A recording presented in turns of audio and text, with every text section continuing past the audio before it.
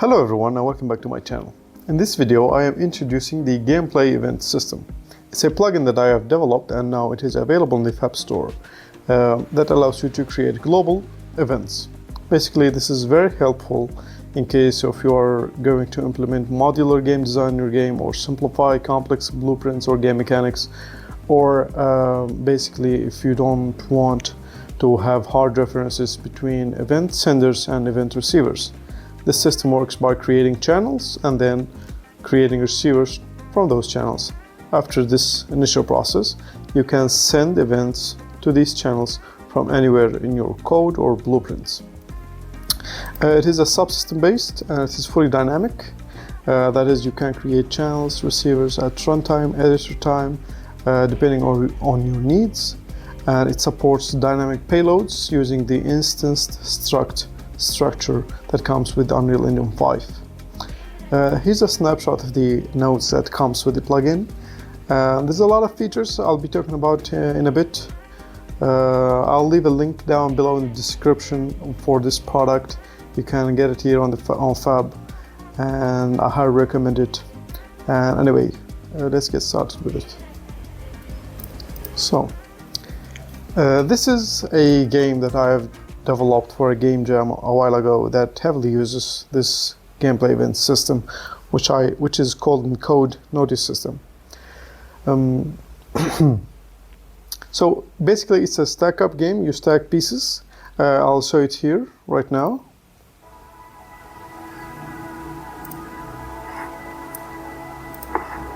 As you can see, it's a one-click kind of game. It's a game for a game jam. Really a very simple game. Anyway,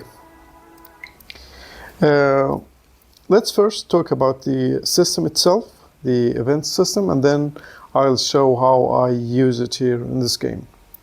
Starting off with basic workflow.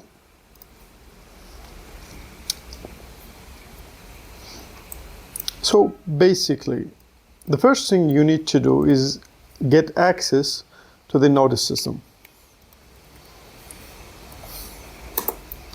This is the subsystem, the manager that handles all the events managed by the system. And the first thing you want to do is drag from the pin and type create channel. After you created a channel, now this channel will be available as long as it is not destroyed. So you can destroy also a channel. The same thing through the Noty system manager. You'll see here this channel takes an ID. The ID you need to store somewhere. Basically, this is the ID to this channel. Receivers need to bind to a channel ID. They require an ID to identify which channel they will receive events from. I know this is not very helpful, but there is another way, that is using the settings. In your project settings, under game settings, there is a section called Noty system. From here you can create default or global channels. By just hitting this plus sign, you can assign a tag to a channel and then generate a unique ID for it. This way you can access this channel from anywhere using this tag, and this channel will never be destroyed. It's always available and internally handled by the manager. It's a good practice here is to really categorize your gameplay tags. As you can see here, I added a parent Noty tag, then channels, and then global. This channel is already created, so I won't add it right now. How do you get access to it? Just type get default channel, and then you can give it a tag, and voila, you have an ID to that channel. Now, after we have did this initial step, we now need to create a receiver anywhere else, or here, or in code or in blueprint, it doesn't matter. The same process through the Noty system manager, create a receiver, and then pass it an ID. A receiver has an optional tags that are used for filtering. If a receiver doesn't have a tag, it will only receive events if the event was sent with empty tags. So a good practice also here to assign tags that are meaningful. For example, a player receiver, a UI receiver, for example, an ability attack with fire receiver, etc. For example, here I want to send a player event receiver, and then you create.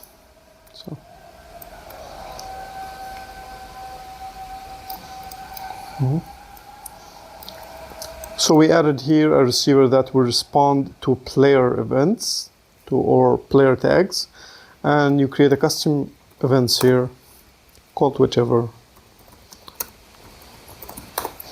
and this custom node will take the payload of the events. So we'll come back here in a short period. Just let's first talk about notifying or sending an event. To send an event, also through the manager, through a function called notify. The notify function is a really simple one. You first need to provide a channel ID. In our case, it's the default global channel.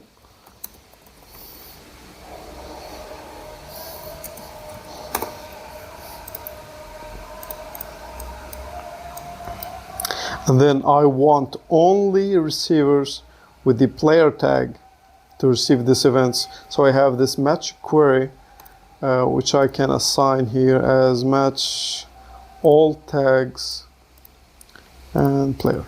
Okay. You can do complex tags queries here, depending on your needs. And then you have this payload data. This data is what get passed through this event. So to create it, you have a couple of options. All of these are optional, but I mostly use either the source or the data and the event tags. The event tags is a utility tag here. It enables you to identify separate events. For example, you are sending an event to a receiver with player tags.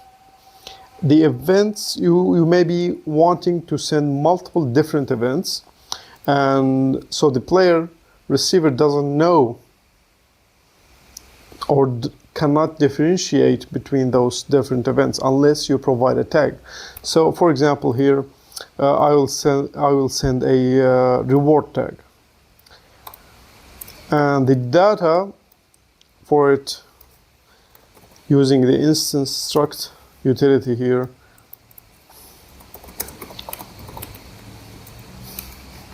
I will pass a custom structure here. So coin structure, for example, I will pass 10 coins there. And for example here, just for debugging purposes,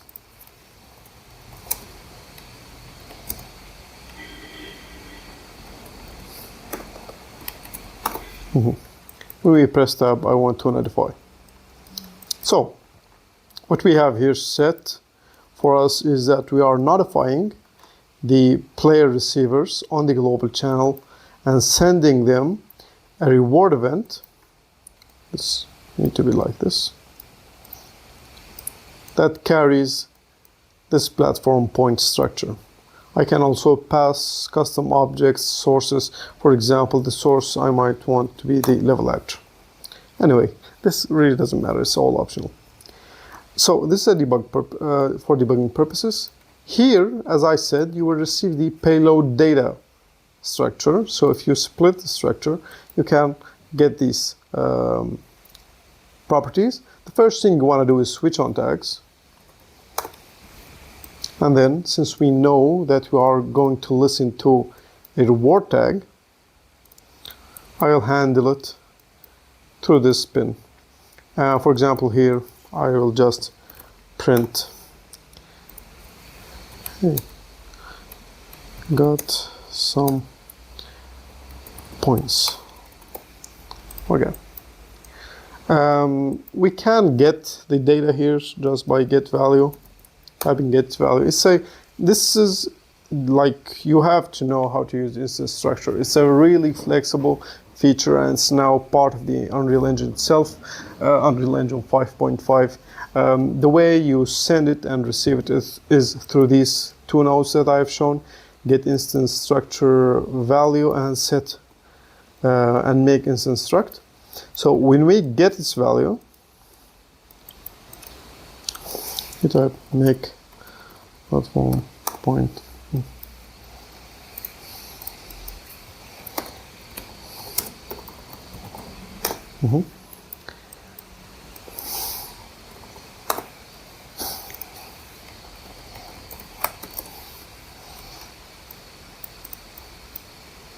Something simple like this.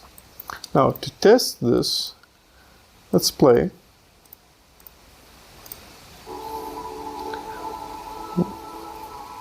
Now, what should happen when I press tab, it will send an event through the global channel to player receivers with 10 points.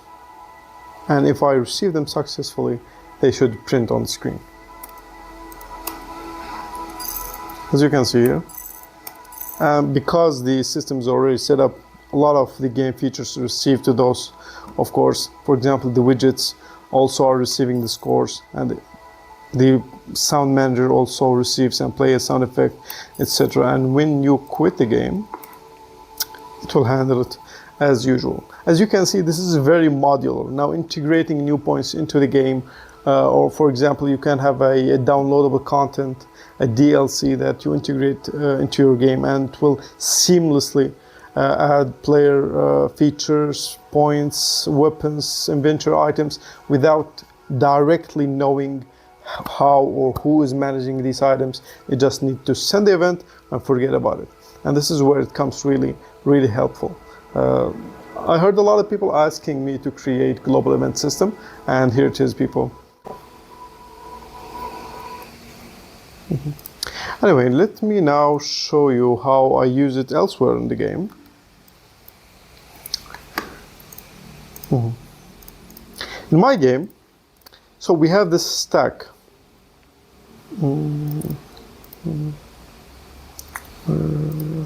Blueprints.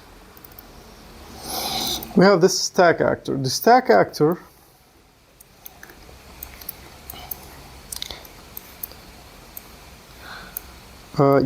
here, when the game or the game session ends, that is, the player fails to stack a new piece, it will end the game.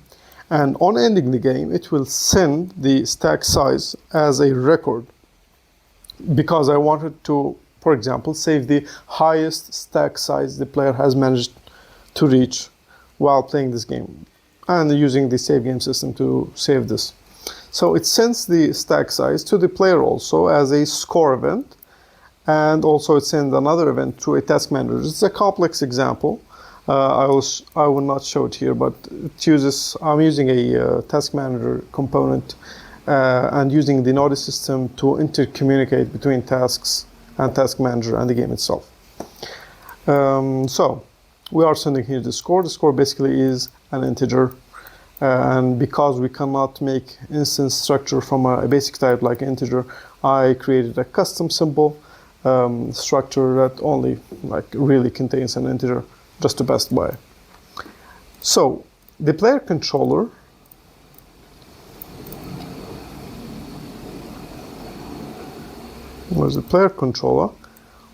then receives this event here, the score event, retrieves the integer and save it somewhere else for the save game system to handle it then later.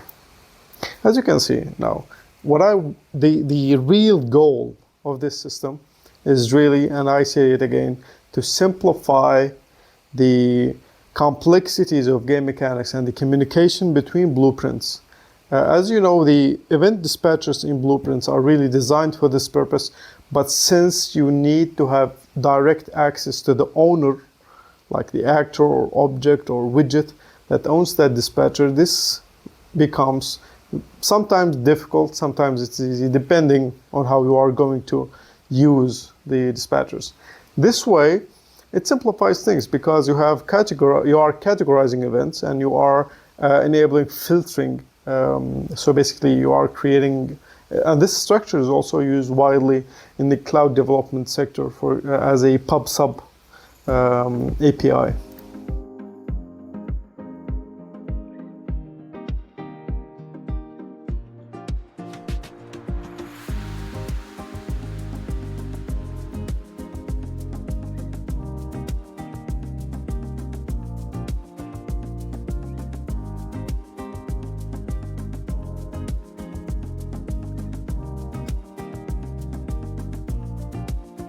Also, if you want to test the game, it is available on itch.io. I'll leave a link in the description below. Till the next video. Take care.